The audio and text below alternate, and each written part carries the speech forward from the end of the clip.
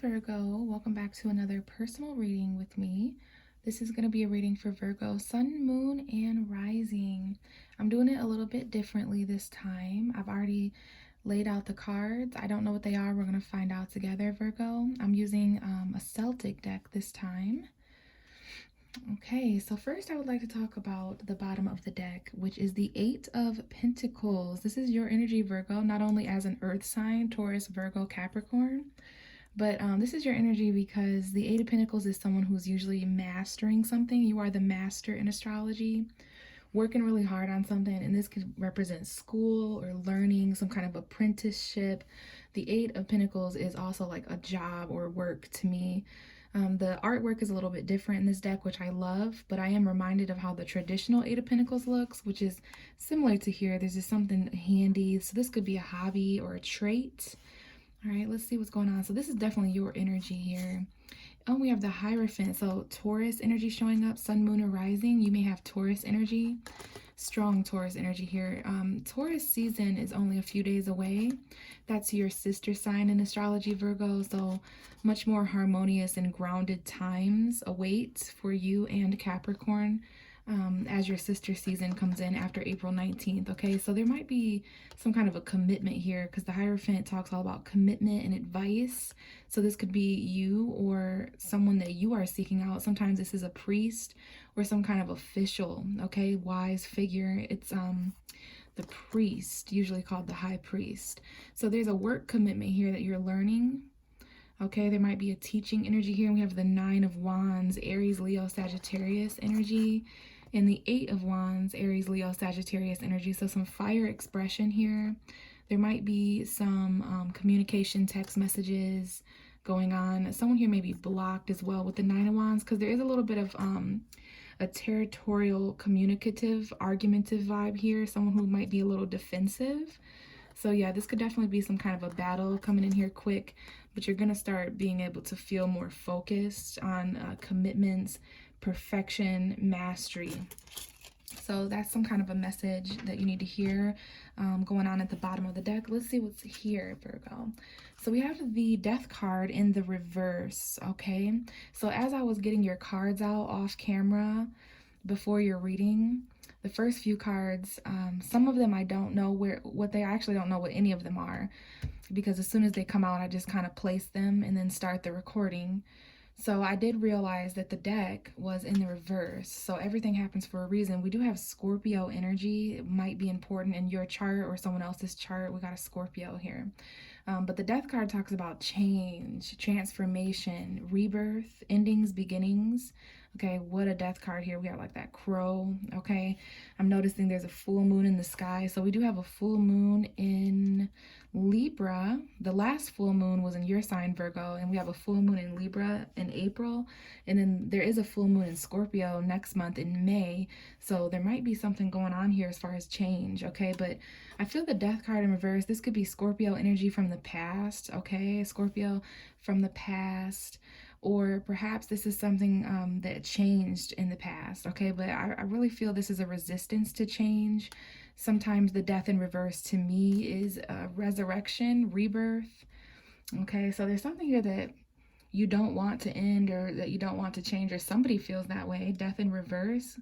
We'll have to look up on Biddy Tarot what the Death in reverse is, but to me this is a need for change, but a resistance to change and transformation, but also resurrection.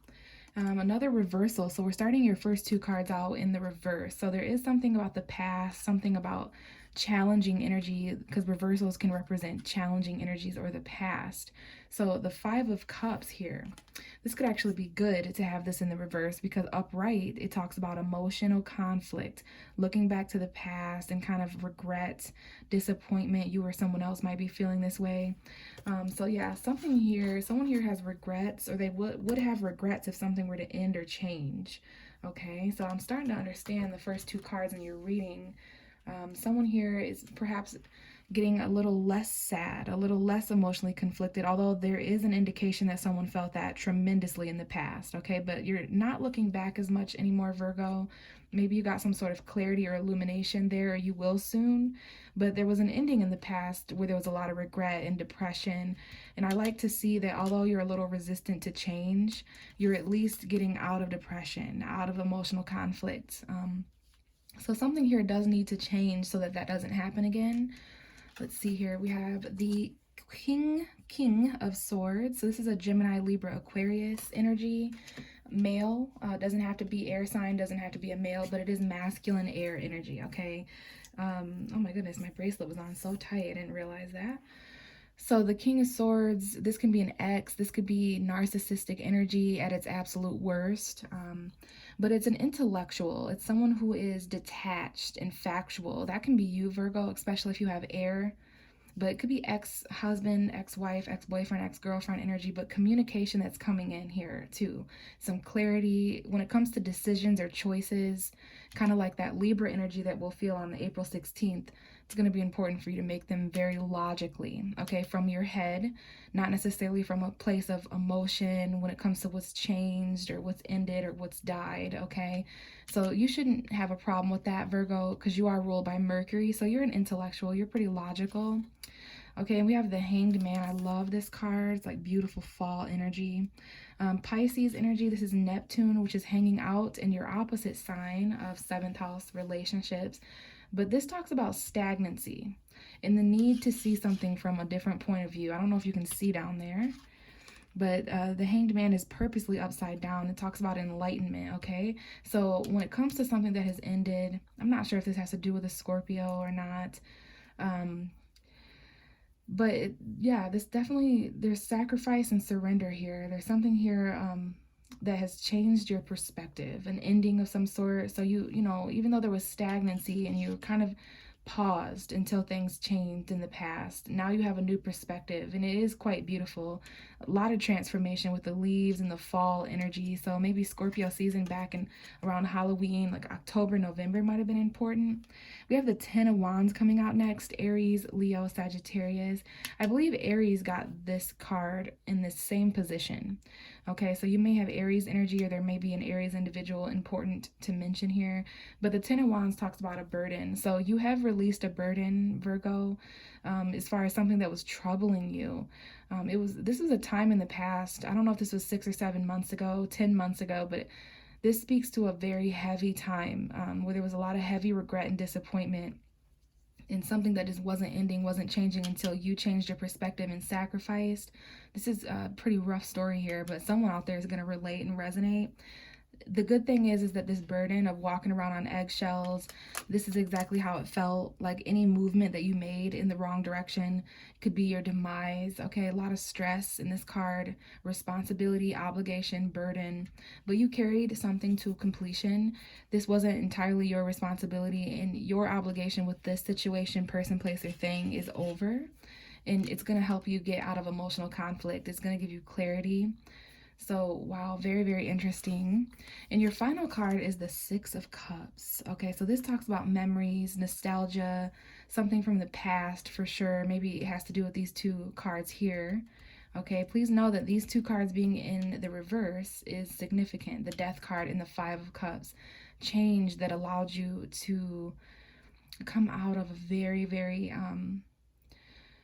just very regretful, disappointed energy. Usually the Five of Cups is someone who's looking down at 3 cups that have been knocked over. So it just represents things that didn't work out, okay? But you're really detached from that now. Your perspective has changed. The burden is over. But is there something from the past that's coming back to challenge that? Are there certain memories? Someone from the past may be coming to communicate soon. Or and you could be the person in the past that's returning, okay? But there's children here and memories. You may revisit, especially around the holiday time, you may revisit old high school homes or friendships, bump into someone from the past, that kind of thing. Okay, someone here may have an air sign child, Gemini, Libra, Aquarius. There may need to be a conversation about a child, a decision made about a child, or the past. Okay, these memories are going to give you clarity, but I do see mainly that this is a message about someone coming back from the past. Could be a Gemini, Libra, Aquarius, Sun, Moon, or Rising.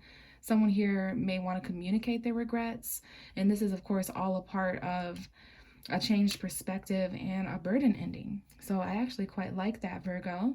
So thank you so much for listening. I'm going to go ahead and leave it here.